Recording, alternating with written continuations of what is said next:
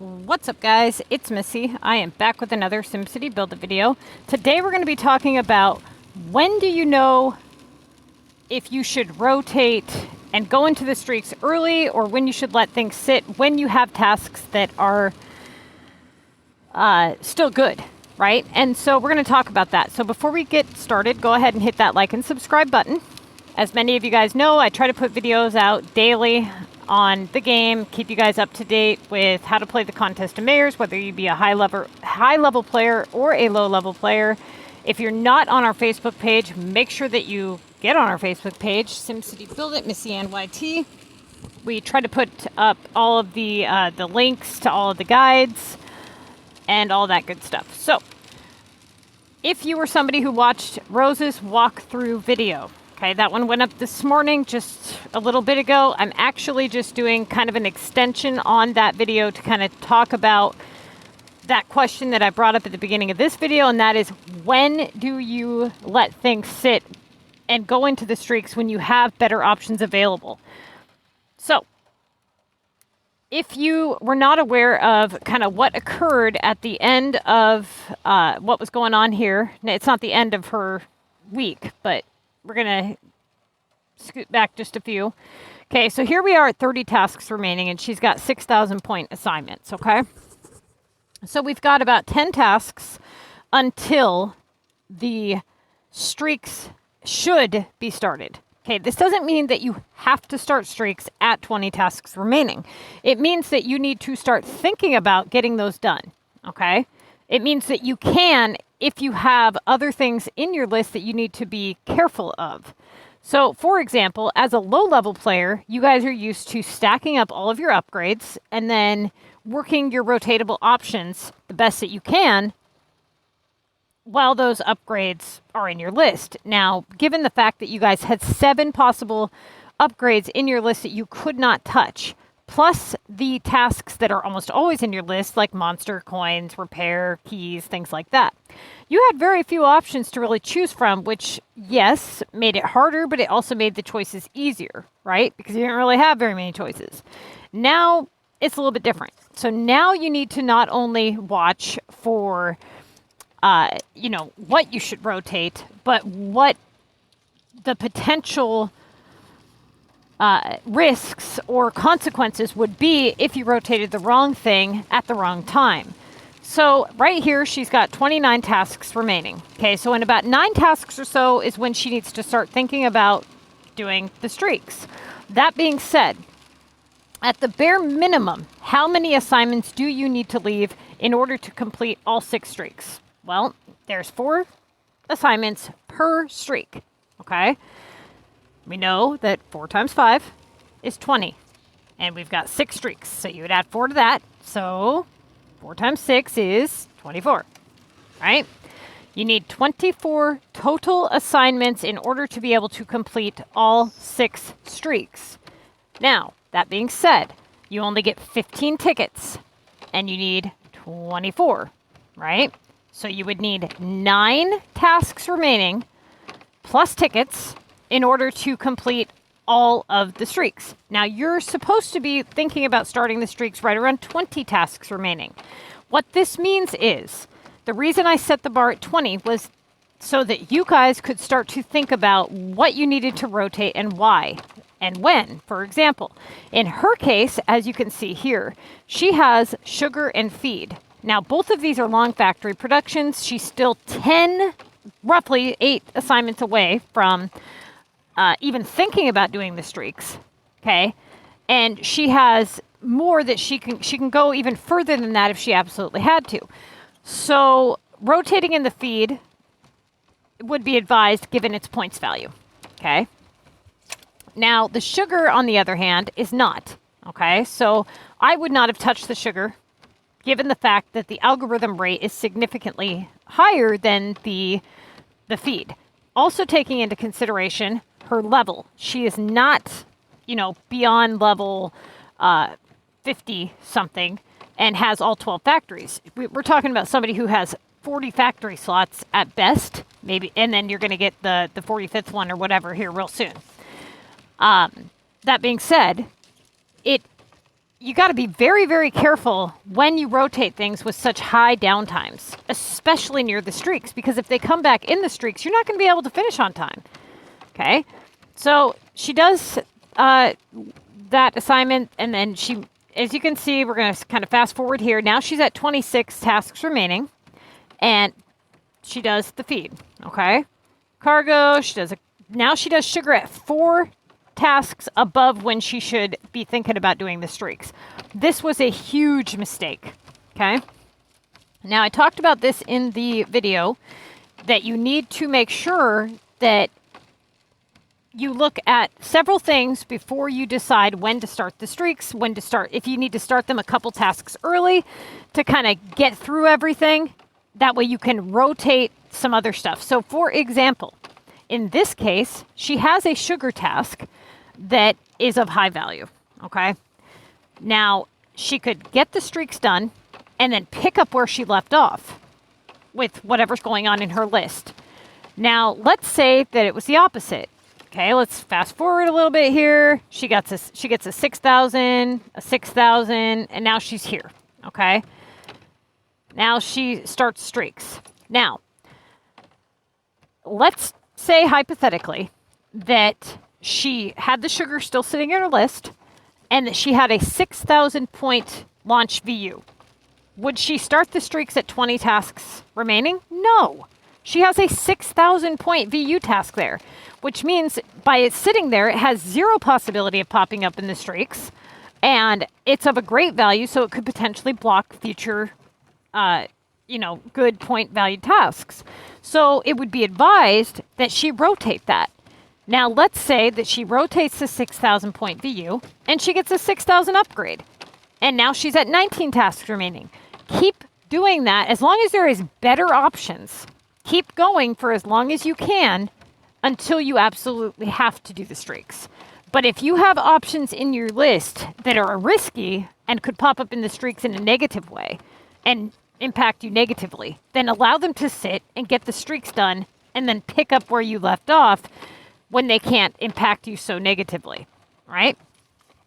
Now, let's say that you're waiting for something to pop up and it hasn't. For example, let's say that you don't have a regional HQ task in your main list yet.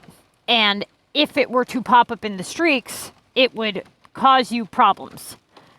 It would be highly advised that you wait till the very last minute to start the streaks and give yourself enough time to rotate in anything that could be a potential problem for you in the streaks later, right? So what's the hurry, in other words, of jumping into the streaks and opening up a possible disaster, right? This disastrous mess, if you have the ability to continue rotation and hopefully bring that stuff in, get it taken care of, and then not have to worry about it. Another example would be, let's say war is over for you, okay? And you do not have a launch attack in Club Wars in your main list. That means that the possibility is available, right? If you were to get that assignment, you would fail because you have to be in Club Wars in order to do that task. So what you would do, if you put yourself in that shitty situation, you would be rotating as many tasks as you can, opening up as many doorways as possible, given the fact that you're not just lowering your overall average, that you're picking the correct choices, of course, and hopefully able to get that task to come in the main list so that you don't have this problem in the streaks and then you end up in a really bad spot, right? So if it ends up where you rotate down to 9 tasks remaining, you still don't have what you need, then you just risk it. You don't just say, well, I'm going to forfeit all possibility of earning those bonus points and just continue on doing the garbage in my main list. You don't do that. You still take the risk, okay? Because you could easily end up doing all 6 streaks and not have that problem. But the point I'm getting at here is rotate what you can early if it benefits you. If there's a chance that the streaks could have it pop up something good, Then rotate it, get it out of the way, and do the streaks last minute. If there's some possibility that it could pop up something in a negative way, rotate everything to the last minute, trying to avoid that from happening. If you get that, you get that. If you don't, you don't. And then you proceed on with streaks anyways.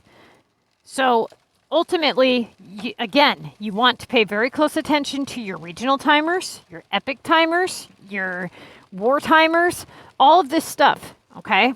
A lot of people don't pay attention. They don't understand the severity behind having to move very quickly. For example, somebody had said, well, you know, I've got plenty of time on my war, so I'm just going to dilly-dally. I started the streak task, for example. A lot of people, what they'll do is, let's say that the first task in their streak is a production task, like let's say textiles, and it's for 1 round. They'll start the streak before the textiles are done, thereby losing several hours of their streak's 24-hour time, assuming that they'll be able to finish that streak within 24 hours anyways, so it doesn't matter.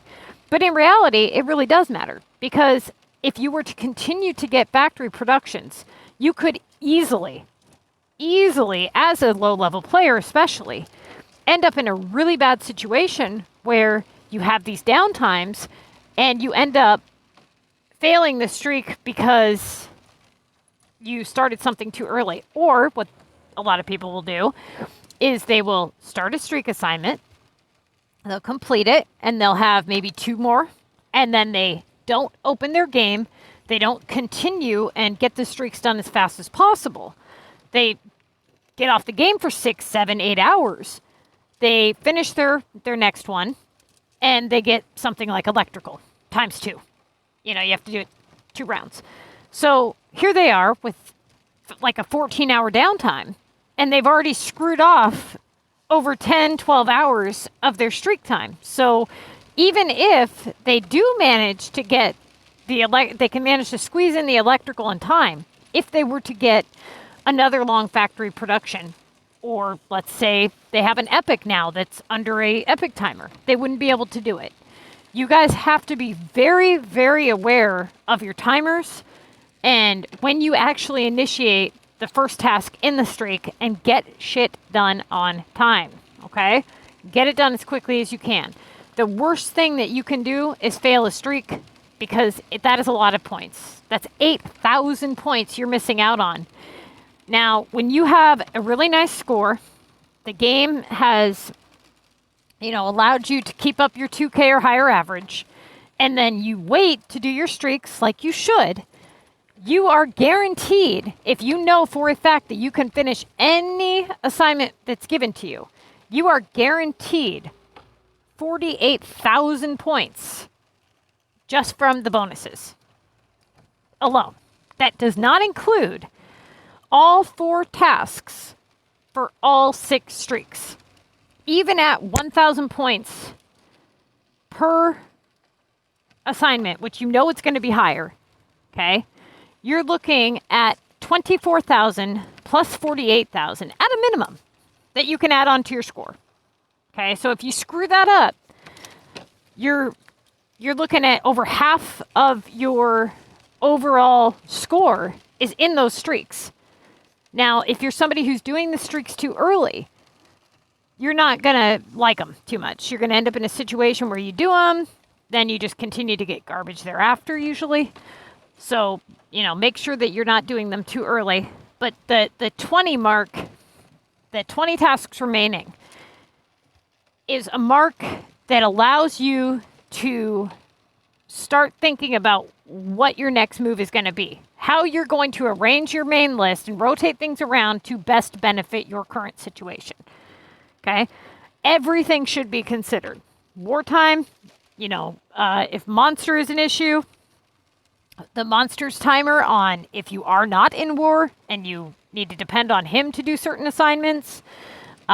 Okay, another one is launching a specific war attack. Now, somebody in the group, and I can't remember who, had gotten that task actually repeatedly this week. Now, that's rare, extremely rare. That usually happens on a loop. Now, the reason that I say be very, very careful with a task like that is because the monster only allows you to launch certain cards. So if you are not in active war and you do get an assignment like that, you will fail. See where I'm going with that? So again, leaving that one in the list, think ahead. You always got to think ahead. Good luck to you guys. Hopefully you guys will start to realize, like what your risks are. Pay very close attention to your regional timers, your piggy bank timers, all that good stuff. And I'm going to be doing a video on a lot of this stuff coming out in the next week. I've got the high-level CoM guide. I've got the low-level CoM guide and the high-level CoM guide kind of combined together. But I am going to do a separate high-level strategy guide that talks about this type of stuff that you need to look for.